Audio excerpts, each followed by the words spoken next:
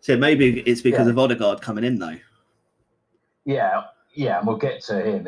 He was quality at the weekend. But, yeah, that's definitely it. And Smith Rowe as well playing there, which I couldn't quite work out why Smith Rowe was actually out on the wing, because I don't think that's where he plays his best football. He's better at that number 10. I agree. But, yeah, poor performance. Aubameyang, again, just not good. Good to see Socrates. Good to go through, though. Overall, the result was kind of okay. Good to see Martinelli get on the pitch as well. Yeah, I don't understand the whole Martinelli thing at the moment. No, he's not started any games for months now. He's come on, made a few cameos, but he's not been anywhere near the team. Is that just protected him because he has been? He has sustained quite a few sort of serious injuries recently. I don't know, but it was nice to see him back on the pitch. The effort he puts in is just ridiculous. He's quick, he's agile, he's skillful.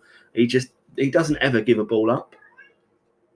He will chase down everything. And when you look at the players that we got with Martinelli coming in, we know his quality. Saka, who just is the first name on every single team sheet. Smith Rowe, Odegaard, even Pepe is coming into it. Yep. Aubameyang should be looking over his shoulder now, thinking, I'm the captain of this team. What the fuck am I doing? I shouldn't. I'm not good enough to be on the pitch, especially with how well Lacazette's been playing recently. Lacazette should be up top, not Aubameyang. No, Joe, I completely agree. I think everyone has sort of been saying, "Oh, is it because he's got his bumper contract? He doesn't care anymore." Blah blah blah. I think there's more to it. Obviously, he had those personal issues a little while back. I think that's still obviously affecting him. You can see he's not as enthusiastic on the pitch at the moment. He needs a bit of a kick up the arse or a rocket up the arse to sort of say, what are you doing? And I think dropping him for the Spurs game was brilliant. It was a masterstroke, because of discipline or whatever it is. Maybe he does need to be dropped for a few games. Say, yeah, look, you're the captain, you're our top earner, you are our star player, but you are partially replaceable. If Lacazette's still scoring like he did at the weekend, we'll touch on that briefly. We won't go into too much detail because, one, I'm conscious of talking too much about Arsenal, and two, I don't really want to relive that West Ham game. Good game though. If we just quickly touch on that, then good game. Yeah, go on. For a neutral. Probably fantastic. Got lucky with the goals. Lacazette played really well. Odegaard was absolutely, second half especially, out of this world. Yeah, need to keep hold of him if we can. Do what we can to keep him. But yeah, fair play to West Ham. They come at us. Lingard scored a quality goal. Honestly, that incredible finish. I think it was the second goal from that quick take and free kick as well. I think that was a stroke of genius from him as well. Just tapping it and be like, go on then, off you go. But I think that goal, sorry? I was just going to say, it was quite ironic how he did that because I remember the days of Henri doing that. And we used to be like, yeah, wait, come on. And then when it's done to us, you'd be like, do that? Yeah. So quick. Yeah, I know. It's just a joke, isn't it? Like, you can't do that to us. That's not fair. But with a mask, how dare you? Yeah, it's just disgraceful behaviour. But Leno's keeping there for the second goal. Oh. Surely he should have been able to stop that. Can't get beaten there. No. And I felt that about the third goal, to be honest. I felt we could have done better at that. Yes and no. I think that's a sort of 50-50, really. If you're not in the right place to start, you're never going to get there. And I don't think that's but he's a goalkeeper. He needs to be in the right place. That's his job. Yeah. One job, really. But are you going to expect that coming in and coming at that height and stuff? You'd expect your defenders to be doing their job. David Luiz should have headed it away. Yeah, completely get that. Not saying that he shouldn't, but anyway. Yeah. For a neutral, I'm sure you listeners, if you're supporting any other team that wasn't West Ham or Arsenal, you probably love that game. And I think it'll probably go down as one of the classic entertaining games in the future. But for us, it was fucking painful to watch. It's kind of felt like a win at the end, though. Kind of felt like a win, almost, because we did get it back. Could have won it, but so could they. You know that. I mean, Antonio could have buried that at the back post there. Did you see his face after it hit it? He was fucking fuming with himself. You could see he was just absolutely gutted. He knew that was going to be the goal to kill us. That would have killed the game off. They would have done it. Yeah, made it 4-2. That would have done it. Yeah. But we came out. Bubbles. Yeah, I mean, we came out swinging in the second half. And then from sort of 45 to about 70, 75 minutes, I think no team could have played against us if we played that sort of football. I just think, why can't we do that all the time? Now, I know it was high intensity, and obviously generally you can't sustain that for 90 minutes, but you can do flashes of that in a game and then just sit back and defend. Why can't we do that? I don't know. Oh, it's just it's fucking ridiculous. It's so frustrating. Right. But never mind. Onwards and upwards. Let's move away from us, because I'm sure everyone is going to get bored of that. FA Cup results. Oh, okay, yeah, I wasn't sure if you wanted to just quickly touch on the fixtures for the Europa League. So Arsenal's obviously got Slavia. Yeah, go on. Which I think we should get through on that one. They obviously beat Rangers in the end, but I still think we're all right with that. Yeah, I'd hope so. And then potentially could be a clash against Mr. Good evening. How are you? Good evening. Firstly, good evening. Good evening. So Mr. Emery himself at Villarreal, who are flying at the moment in Europe. Yeah, completely. They've got quite an easy. Well, I say easy. Well, no, it should be easy for them anyway. Dynamo Zagreb. So they knocked out a small club in London, didn't they? So one of the many small clubs in London. I think it was the small club in North London. Isn't it? Yeah, that was it. Yeah, anyway, yeah, I think so. Let's move on before we get ourselves killed. So Granada United, I think that's an easy draw, wasn't it? Yeah, I think so. I think that's probably the best thing they could have hoped for, I guess. Yeah. And then I think probably the game of the quarters will be Ajax Roma. Yeah, I think so. Roma are rubbish in the league, but they seem to be hitting form at the moment in Europe, which is good for us in the sense that we don't have to play them until potentially the final if we get there. So that's great. But yeah, I think that could be an entertaining game. You know, Ajax ripping up the league as they always do. And doing, decent performances in Europe like they always do anyway. Or they have done of late, I should say, really. Yeah, completely. Okay, sorry, mate. Let's move on to the FA Cup, as you said. No, that's cool. Yeah. Any shockers there for you? No. Well, I suppose the way Leicester beat United was a bit of a shocker, but I think Leicester were the better team. Iheanacho, however the fuck you say that name. Iheanacho, yeah. Quality, isn't it? He has been quality. It has been recently, because I remember back in, I think it was November or December, everyone was sort of slating him. He's not hitting form. He's just not scoring the goals for Leicester. Is he worth it? Do they need to replace him? A couple of months later, he's a different player, isn't he? Completely. So, he done well. Leicester did well. United were poor, weren't they? Yeah, I hold my hands up. I only watched glimpses of this match. Obviously, watched the sort of highlights and stuff. But yeah, from everything that I've read, sort of match reports and stuff, United just weren't up to it. Just didn't turn up. So no credit to Leicester. I think it's a good opportunity for them to get to a final. Obviously, they've got Southampton in the next round. I could see them beating Southampton, to be honest. Then they face Chelsea or City. Yeah, so again, it comes back to that quadruple, doesn't it? Where you fancy City to beat Chelsea, and then you fancy them to beat Leicester or Southampton, whoever goes through. So I think it'll be a Leicester City final, and I think it'll be good to see Leicester win that. Like it'd be good to see an upset, I think. It would be good. Yeah. They can win the Arsenal Cup for a change. That would be nice for them. Yeah, exactly. Yeah, it's about time we let somebody else win it. So I think that was quite nice of us. It was. Do you know, part of me, though, then thinks, well, I'd rather Southampton win it. Because at least then we lost to the winners of the FA Cup and got knocked out then. Makes us seem less shit. So what we're saying is we're official Southampton supporters in the FA Cup. Yeah, you've heard it here first. Yeah. That is it. Come on, Theo. Come on. Help a brother out. Come on. God, shit we talk, eh? Yes, I mean, there's not... I mean, the only shocker, I suppose, then was the Leicester United score. I think Everton City, you kind of expected a 2-0, maybe a 2-1. Yeah. Southampton, Bournemouth, Bournemouth haven't exactly been fantastic this season either. So I kind of expected that. And you never saw Sheffield United beating Chelsea, did you? Let's be fair.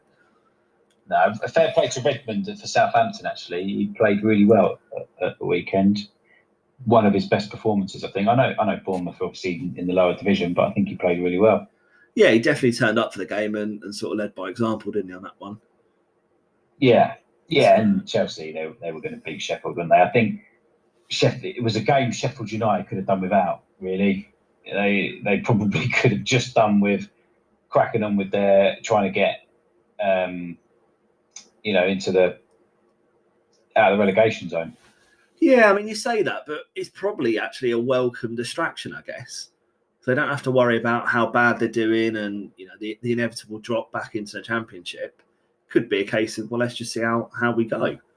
They've done all right so far up to that point, so they probably just went out there and enjoyed it, I guess. Yeah, maybe. I don't think so, to be honest. But yeah, I think they need to concentrate. Because definitely now. Rock bottom, they're probably not likely to get out of that. But yeah, maybe you're right, mate.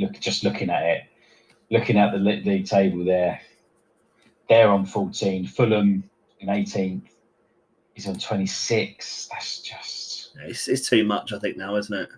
There's too much to doable. It's doable, but... You think it's doable? Well, I'm not so sure. Yeah, of course. So Newcastle are on 28 points. So that's 14 points. So they've got to get double their points from their next 9 games. Yeah. Yeah, okay. Fair point. Averaging 2 points a game. No, I just don't see it. Sorry, Sheffield, you're going down. Oh dear. So we've got the international break now, which every fan hates. Should we talk about the team? Is there much point? I wasn't really impressed with it, I must say. What was yours? Impressed with it? I thought I was. I think what he's done is he's gone for some of the standout performers, really. Yeah, he's gone on form, hasn't he? He's definitely gone on form. Well, yeah, kind of. I mean, the goalkeeper situation is a little bit what's going on there. But when you look at, like Connor Cody, who's done well this season, getting into the team. Tyrone Mings as well. He's been quality for Villa. So yeah, he seems to have gone on performance. Jude Bellingham, I'm not really sure how well he's been doing at Dortmund, to be honest. You see bits and pieces about him, but I don't know if he's been setting the world alight, really. No, I think he's had a few good games, hasn't he? Yeah. But he can't travel anyway because of the quarantine ruling in Germany. Dortmund are saying, no, we can't let you go. So obviously Southgate was aware of that. He has addressed that. So fair play to him on that front. But surely that's a waste of a spot. Yeah, completely. But no, I liked it. I without going through it all, I think that he's picked players based on performances. Yeah, I like the fact that Nick Pope has been called up, and I think he's probably going to start, I would imagine. Yeah, you would think so, looking at that, yeah. Yeah, it seems a little bit unfair if Henderson was starting because he's not really played too many games for United this season. You know, he is second choice. Yeah, of course. I mean, just looking at, I've just got the squad up here. I don't know what I would choose as my first 11, really. You sort of go for the classic of sort of players that have been in and around the squad for a while. You know, the likes of Maguire, the likes of Chilwell, you know, sort of Connor Cody, Walker or Trippier. You know, they're sort of regulars. You know what you're going to get from them. Obviously, John Stones has sort of made a return again as well because he's absolutely bossing it at City at the moment. But I don't know how we sort of play, really. You know, we don't really have a sort of image for England at the moment, do we? A defined, clear playing style. Let me fucking talk. Let me finish my sentence, Gigs. God. Sorry, mate. We'll get better at this. We will one day.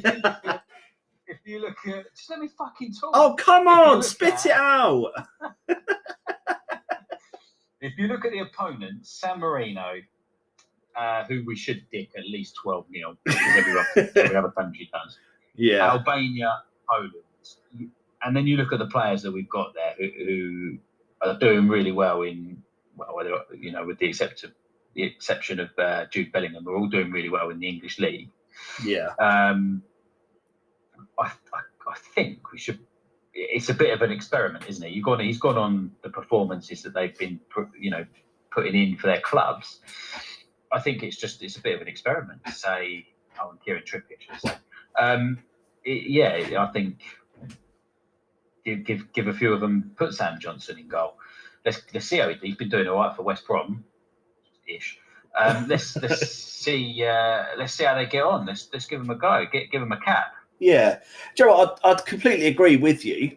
You know, and he's probably got one eye on the next couple of years as well with these players that are on the fringes coming through. Also, now he works. Obviously, Southgate works quite closely with Aidy Bothroyd, who runs the under 21s or under 23s. So obviously that kind of link between the two. So I completely understand it from that point of view. I mean, like, for example, bringing Jesse Lingard back was a surprise. But then again, he has done well for the last sort of 5-6 weeks or so. So you can kind of understand it a little bit more of him coming back. You know, bringing the likes of Saka, obviously, who's been phenomenal for us over the last sort of 12, 18 months or so. You know, absolutely worthy of a place. Then the emergence of obviously like Calvert-Lewin, for example, coming up. Obviously, like Ollie Watkins from Villa. You know, is his first England squad he's been involved in. You know, he's done pretty well for Villa this season, so why not call him up? You know, if Villa are keep on doing what they're going to do over the next 18 months, you could see him potentially rivaling the likes of Kane for a starting berth. Yeah, no, I agree, mate. Yeah, completely. Let's see what they what they pull out of the bag and see how it goes. Yeah, being interested to see the lineups. Because as you said, you know, San Marino, we should beat them. I think we beat them 5-0 last time. Every other team has beaten them sort of 7 or 8. So let's see if we can get a sort of 6, 7 or 8 goal win against them and see sort of how we set up. Because you don't need 4 defenders. No, you don't need any. Just put Henderson in goal and chuck everyone up front. See what happens. No, you do. You do put on your youngsters to get their first cap, try and get a goal or a couple of good tackles in against the likes of San Marino, Albania, and Poland. Obviously, probably one of the better teams there. But even so, we should still be doing them. You'd hope so. And I know Poland obviously haven't got Lewandowski, which is an absolute blessing for us, because of the quarantine rules in Germany again. So you'd expect to get 3 wins out of 3 on that, no matter what teams we sort of put out. But let's see how we play, really, because I don't think we've been setting the world alight in terms of our performances and the way we've played recently. It seems to have sort of gone back in time since before he sort of first joined us, really. It's kind of turned into boring England again. Yeah, it has. From a fan's entertainment perspective, we don't want that, do we? Should we touch on the big competition over the weekend? What's that then, mate? The Papa John's trophy. Go on then, take it away, mate. Take it away. Well, it's just one of those unique situations, isn't it? Where Saturday, you've got Salford and Portsmouth lining up against each other for the 1920 Papa John's trophy, and Salford win on pens. Big win for them, actually. I think, considering where they've come from, they've also got a bit of money behind them, but they've done well. Then the next day, on obviously the Sunday, you've got Sunderland Tranmere Rovers in the Papa John's trophy for the 2021 season. So straight away, Salford already lost that medal. They won the previous day. And you get Gooch, what's her name, coming in, banging in a goal for Sunderland. And they win 1-0 and take the trophy away. Just real unique. It's never probably going to happen. Well, let's hope not. It's never going to happen again. So yeah, I just thought that was quite a nice little story, and it was just a good excuse to say Gooch on the podcast. Yeah, okay. I'm glad that you are 32 years old, going on 12, laughing at the name Gooch, and I'm 29, going on 9, clearly, because I still find it funny. I appreciate the big yawn as well halfway through that story. I was trying to put you off. I was saying I can put you off, but you are the utmost professional, mate, aren't you? Right, so I've done a similar game to what we did last week, but obviously this is England themed. So who has the most caps? I've put it a little bit shorter, this one, so I'm conscious we've been talking about sort of 45, 50 minutes or so now. And most people probably fallen asleep. So for those of you out here, if you want to play along, feel free. All for the England international squads. So who had more caps then? Ray Parlour or Ricky Lambert? What are you shaking your head at? Because he was the Romford Pele, but I don't recall him getting many games, to be honest. So I'm probably going to go for Ricky Lambert. Yeah, Lambert got 11 caps, and Ray Parlour only got 10. I would have thought he was in sort of the 20s to 30s at least, but no, he only got 10. No, look at the team. Look at the players he had around him. There was some real. He was quality. Let's not get. I remember meeting the guy, and he was a legend. But yeah, we did meet him, didn't we? Yeah. Down in Maidstone. The next one is quite a close one as well here. So the old defending duo, Rio Ferdinand or John Terry? Oh, I'm going to go JT. JT. You're wrong, mate. JT got 78. Rio got 81 caps. Obviously, these are including substitute appearances, obviously, as well. But yeah JT, don't forget, obviously, he retired, but he was still playing for ages, wasn't he? Whereas Rio still stayed on for quite a while longer as well. But they sort of overlapped. But yeah. Next one. This was quite a surprise. David Seaman or Joe Hart? I reckon this is a trick one because all day long I'm going Seaman. All day long. Yeah? Yeah, but it's going to be Joe Hart. It is a trick one. They've both got 75 caps each. Oh, you dick. Yeah. I didn't realise Joe Hart had that many caps. But obviously he started with us so young, didn't he? Yeah, he did play a lot of games. I thought Seaman would be ahead of him, though, because... Seaman was main man for... Yeah, exactly. But you think about it, Hart was around for what feels like, best part of a decade.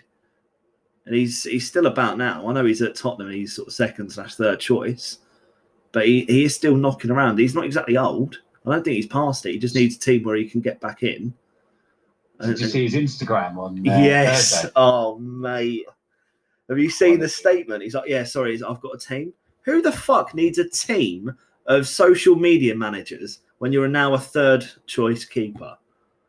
Mate, Joe Hart's busy. He's busy. He's got to go and collect those balls when Harry Kane takes them. He's got to go and run and fetch them, hasn't he? I wonder if he's still doing his. Yeah. I wonder if he's still doing his Head and Shoulders adverts. Probably busy for them, isn't he, as well? But yeah, what a joke, mate! What a joke. Next one. He just put. If anyone didn't see it, because obviously we've got listeners, mate. It's not just us two. Oh yeah, sorry, listeners. He just put on Instagram that Tottenham had lost 3-0 and put onto the next game, didn't he? Yeah, he put job done onto the next one or something. That's it. Yeah. What an absolute knobhead. On to the next one. Next one, Big Sol Campbell or Jamie Carragher. I don't think they had a lot between them. This is going to be really tight again. You're making this hard. I'm going to go Sol Campbell. Sol Campbell, it's not close at all, mate. To be honest with you, Sol's got 73 caps. Carragher's only got 38. Yeah, then again, now you said it, Sol Campbell could play a lot. He did. Don't forget, Carragher had the likes of sort of Neville at right back. Centre backs, he had Campbell, Rio, Terry. There's no way he's going to get into that team all the time, is he? Yeah. Like the odd appearance here or there. Right. Oh, Jackie Boy Wiltshire or Paul Scholes? This is going to be low. I'm going to go Paul Scholes. Paul Scholes. Yeah, Paul Scholes got 66. Wiltshire's only on 34. He's obviously always injured, isn't he? So he's only got a handful of appearances. This is a close one, I must say. Beckham or Gerrard?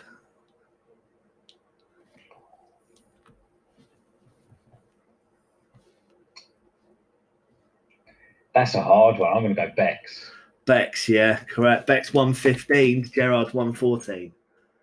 Close though. I thought Gerrard actually surpassed him just before he retires, but obviously not. So yeah, two more left. Michael Owen or Gary Lineker? Lineker. No, Owen. Owen 89 to Lineker's 80. But Owen was always injured as well. Fucking hell, that's surprising. Yeah, but I don't know. I think don't forget Owen though played when he was like 16 or like 17, didn't he? He played for the full squad. So last one, Andy Carroll or Luke Shaw? I thought I'd throw a few currents in there as well, just to throw a curveball. No idea. This will be a complete punt. Andy Carroll, just because he's been around for longer. Yeah, Andy Carroll's on 9 caps, and Luke Shaw's only on 8. Obviously, he potentially can play next week, so that'll change. Obviously, he's in the squad and he's on absolute red hot form at the moment. But yeah, there's a few surprises in there. What's that? I've smashed that this week. He did all right. 1, 2, 3, 4, 5 out of 8. Jesus Christ. Oh, have you got the predictions that we did last week? No, do you know what? I was listening to the podcast on a run, and I was like, when I get home, I'll write those down. I fucking forgot, mate. Absolutely useless. This is why I do it, you see. This is why I do it. You're the admin. You're the admin, mate. I know, and you said I'll do it this week. Don't worry. Play back last week's episode. You'll hear it. The listeners will back me up on this. It gets us an extra play as well, doesn't it? It does. It does. So we hit double digits again, which is nice. I know we're only a couple of episodes in, so we do appreciate you listening. We're pretty much done for this week now, but do follow us on the socials. Instagram at Football Drop Podcast, Facebook at Football Drop Podcast, Twitter at Drop Football. So we're on there, and I think YouTube is now resolved. Is that right? No, you're just sitting there smirking.